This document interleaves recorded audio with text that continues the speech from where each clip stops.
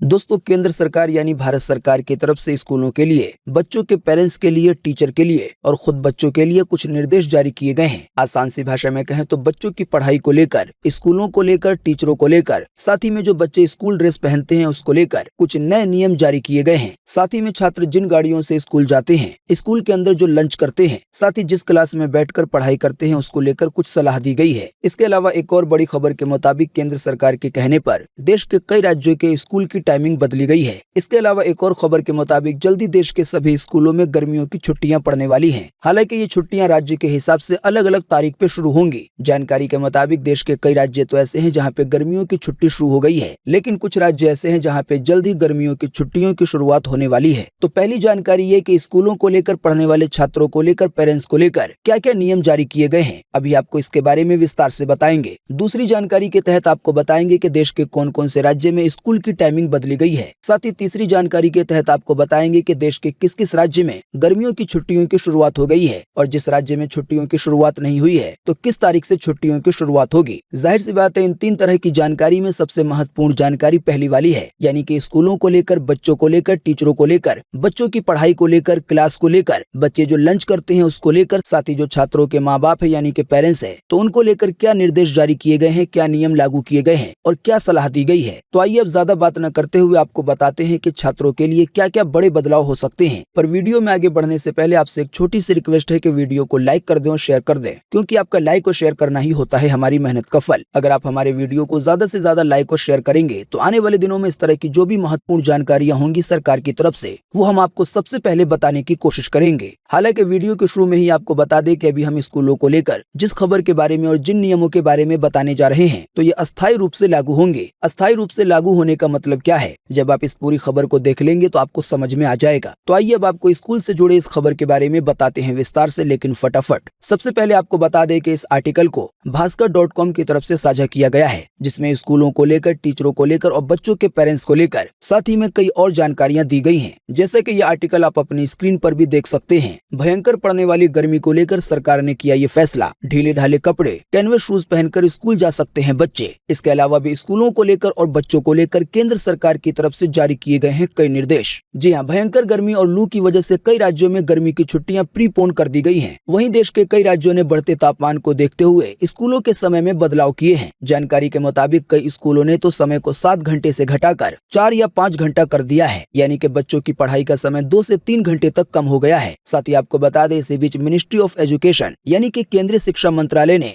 गर्मी को लेकर स्कूलों के लिए गाइडलाइन जारी की है। आसान सी भाषा में कहें तो केंद्रीय शिक्षा मंत्रालय की तरफ से कुछ ऐसे निर्देश दिए गए हैं, कुछ ऐसे नियम लागू किए गए हैं जो कि अस्थायी तौर पर हैं, यानी कि जब तक बहुत ज्यादा गर्मी पड़ रही है तभी तक के लिए ये नियम वैलिड होंगे। सबसे पहले यहाँ बताया गया है कि स्कूल का समय सुबह 7 बजे से शुरू हो सकता है और दोपहर में जल्दी छुट्टी हो सकती है। इसके अलावा शिक्षा मंत्रालय की तरफ से ये भी सलाह दी गई है कि स्कूलों के जो पढ़ाई का समय है उसे थोड़ा घटा दिया जाए। तो इसी के तहत देश के कई राज्यों के स्कूलों के समय को घटा भी दिया गया है। इसके अलावा शिक्षा मंत्रालय की ओर से स्पोर्ट्स और दूसरी आउटडोर एक्टिविटी को सुबह में ही करवाने की सलाह दी गई है, यानी कि बच्चों की जो भी खेल कूद की एक्टिविटी होती है उसे सुबह सुबह ही करवा लिया जाए। साथ ही स्कूल असेंबली को कम समय में खत्म कर क्लासेस शुरू करने का सुझाव दिया गया है। अब स्कूल टाइमिंग के अलावा बच्चे जिन गाड़ियों से स्कूल जाते हैं उसको लेकर भी कुछ निर्देश जारी किए गए हैं और कुछ सलाह दी गई है। इस मामले में पहला निर्देश ये जारी किया गया है कि स्कूली बस और वैन में उतने ही छात्र बैठ सकते हैं जितनी जगह हो, यानी कि ज्यादा बच्चों को ठूस कर नहीं बैठाना है। इसके अलावा कहा गया है कि बस या स्कूल वैन को छाया यानी कि शेड की जगह पे खड़ा करना है, यानी कि बस या वैन ज्यादा गर्म ना हो। साथ ही कहा गया है कि बस में पीने का पानी और फर्स्ट एड किट की फैसिलिटी होनी चाहिए, यानी कि अगर बस या वैन के अंदर किसी बच्चे की तबीयत खराब हो जाती है तो कम से कम इतना इंतजाम होना चाहिए कि छात्र की थोड़ी बहुत मदद हो सके। साथ ही में एक निर्देश या कह लें सलाह बच्चों के पेरेंट्स यानी कि माँ बाप को दी गई है।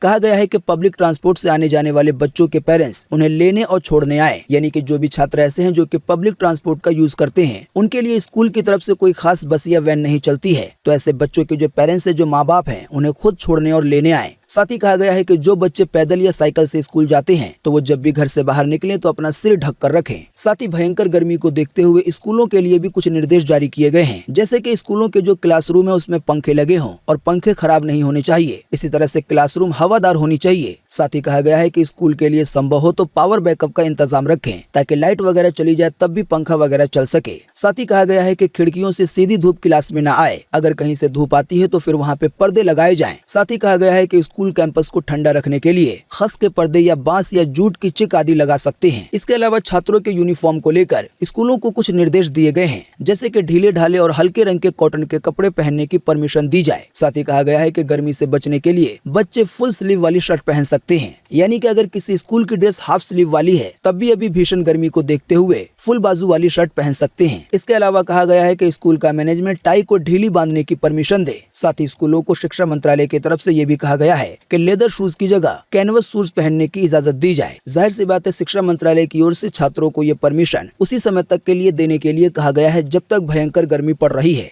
इसके अलावा कुछ नियम और सलाह दिए गए हैं पानी के इंतजाम को लेकर। पढ़ने वाले छात्रों को कहा गया है कि पानी की बोतल, कैप और छाता साथ लाएं। साथ ही स्कूलों को सलाह दी गई है कि ठंडे पानी के लिए वाटर कूलर या मिट्टी के घड़े का इंतजाम करें। साथ ही पढ़ाने वाले टीचरों को कहा गया है कि टीचर समय समय पर बच्चों को पानी पीने की याद दिलाते रहें। इसके अलावा इस मामले में स्कूलों से कहा गया है कि ज्यादा पानी पीने से टॉयलेट का यूज बढ़ेगा, इसीलिए टॉयलेट की सफाई पर ध्यान दें। इसके अलावा एक और बात टीचर से कही गई है कि टीचर ये चेक करें कि घर वापसी के समय बच्चों के बोतल में पानी है या नहीं, यानी कि जब बच्चों की छुट्टी हो तो उस समय उनके बोतल में पानी होना चाहिए। साथ ही में शिक्षा मंत्रालय की ओर से छात्र जो स्कूल के अंदर लंच करते हैं उसको लेकर भी कुछ सलाह जारी की गई है। कहा गया है कि गर्मी में खाना जल्दी खराब होता है, इसीलिए बच्चों को टिफिन में ऐसा खाना दिया जाए जो जल्दी खराब ना हो। जाहिर सी बात है, ये सलाह बच्चों के पेरेंट्स को दी गई है। इसी तरह से टिफिन के समय बच्चों को हल्का भोजन करने की सलाह दी गई है। इसके अलावा कहा गया है कि पीएम पोषण प्रोग्राम के तहत जो पका हुआ खाना छात्रों को दिया जाता है तो ये बिल्कुल ताज़ा परोसा जाना चाहिए। जो टीचर इसके लिए जिम्मेदार हैं वो परोसने से पहले भोजन की जांच करें। साथ ही कहा गया है कि स्कूल में जो कैंटीन है उससे ये सुनिश्चित करना होगा कि बच्चों को ताज़ा और गर्म खाना ही दिया जाए। साथ ही में शिक्षा मंत्रालय की ओर से भारी गर्मी को देखते हुए बच्चों को भी कुछ सलाह दी गई है। छात्रों से कहा गया है कि दिन भर में कम से कम 8 से 10 गिलास पानी पिएं। साथ ही कहा गया है कि पानी की कमी ना हो, इसीलिए लस्सी, नींबू पानी और छाछ वगैरह भी पीते रहें। साथ ही कहा गया है कि अपने सिर को कपड़े या टोपी या छतरी वगैरह से ढक के रखें जब भी धूप में जाएं। साथ ही बच्चों को ये सलाह दी गई है कि जब तक जरूरी ना हो तब तक घर के अंदर ही रहें। साथ ही कहा गया है कि अगर बीमार महसूस कर रहे हैं तो अपने पेरेंट्स यानी कि माँ बाप को या टीचर को जरूर बताएं। साथ ही में छात्रों को लेकर कुछ ऐसी गलतियों के बारे में बताया गया है, यानी कि ये गलतियां छात्रों को नहीं करनी है, जैसा कि खाली पेट स्कूल या कहीं पर भी बाहर ना जाएं, बाहर का जंक या स्पाइसी फूड खाने से बचें। साथ ही कहा गया है कि बच्चे नंगे पैर फिलहाल बाहर ना जाएं। साथ ही एक और महत्वपूर्ण बात कही गई है कि स्कूल आने के बाद तुरंत बच्चे ना नहाएं, यानी कि अगर नहाना हो तो कुछ देर बाद नहाएं। साथ ही स्कूलों को लेकर ये भी कहा गया है कि स्कूल में हीट स्ट्रोक के इलाज के लिए, यानी कि अगर गर्मी की वजह से लू वगैरह का खतरा होता है तो इसके लिए ORS का घोल, नमक, चीनी के घोल के पाउच की सुविधा होनी चाहिए। साथ ही में कहा गया है कि बच्चों को लू लगने की स्थिति में फर्स्ट एड की सुविधा देने के लिए स्कूल के स्टाफ को ट्रेनिंग दी जानी चाहिए। तो दोस्तों, ये पूरी विस्तार से खबर थी पहली जानकारी के तहत, यानी कि स्कूलों के लिए, बच्चों के लिए, टीचरों के लिए बच्चों की पढ़ाई को लेकर क्या नियम या सलाह वगैरह दिए गए हैं। अब दूसरी जानकारी के तहत आइए आपको बताते हैं कि देश के किस किस राज्य में स्कूलों की टाइमिंग बदली गई है। तो जानकारी के मुताबिक हरियाणा के सभी प्राइवेट और सरकारी स्कूलों का समय बदल दिया गया है। 4 मई से स्कूलों का समय सुबह 8 बजे से दोपहर 2:30 बजे से बदलकर सुबह 7 बजे से दोपहर 12 बजे कर दिया गया है। इसके अलावा राजस्थान के जयपुर, अजमेर, सीकर, चूरू और जोधपुर जैसे कई जिलों में क्लास 1 से 8 तक के स्कूलों का समय 7:30 बजे से 11 बजे कर दिया गया है। इसी तरह से मध्य प्रदेश में गर्मी को देखते हुए अप्रैल के महीने में ही स्कूल की टाइमिंग को सुबह 7 बजे से बदल दिया गया था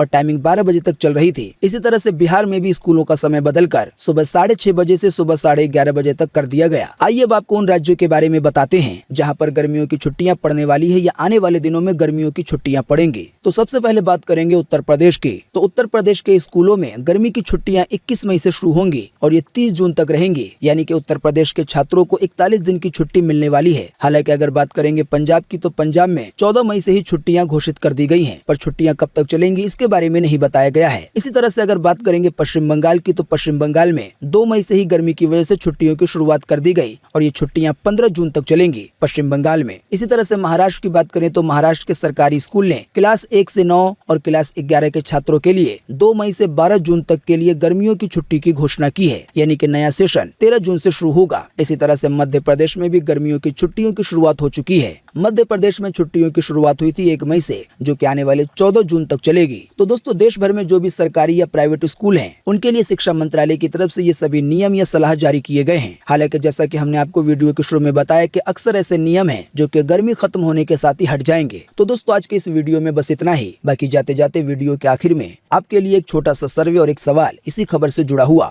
दोस्तों, जैसा कि अभी हमने आपको बताया कि भारत सरकार ने भयंकर गर्मी को देखते हुए स्कूलों को लेकर और बच्चों की आसानी को लेकर कई फैसले लिए। तो दोस्तों, इसी के बीच आपको इसी वीडियो के नीचे कमेंट बॉक्स में कमेंट करके बताना है कि पढ़ने वाले बच्चों के लिए सरकार की तरफ से ये जो फैसले लिए गए हैं भयंकर गर्मी को देखते हुए, तो इससे बच्चों को फायदा होगा या नहीं। इस पर आपकी पर्सनल राय क्या है? फटाफट से आप अपना जवाब इसी वीडियो के नीचे कमेंट बॉक्स में लिख डालिए। उम्मीद करते हैं इस वीडियो में दी गई जानकारी से आपको बहुत कुछ पता चला होगा। खबर के अंत में आपसे एक बार फिर से यही रिक्वेस्ट है कि इस वीडियो को ज्यादा से ज्यादा लाइक कर दें और शेयर कर दें, क्योंकि आपका लाइक और शेयर करना ही होता है हमारी मेहनत का फल। दोस्तों, साथ ही मैं आपको एक और जानकारी के तहत बता दें कि आज के दिन भर के मुख्य समाचार का वीडियो हमारे चैनल पर आ चुका है। आज के मुख्य समाचार देखने का लिंक आपको इसी वीडियो के नीचे डिस्क्रिप्शन में मिल जाएगा। तो वीडियो देखने के लिए आपका बहुत बहुत धन्यवाद। Thanks for watching.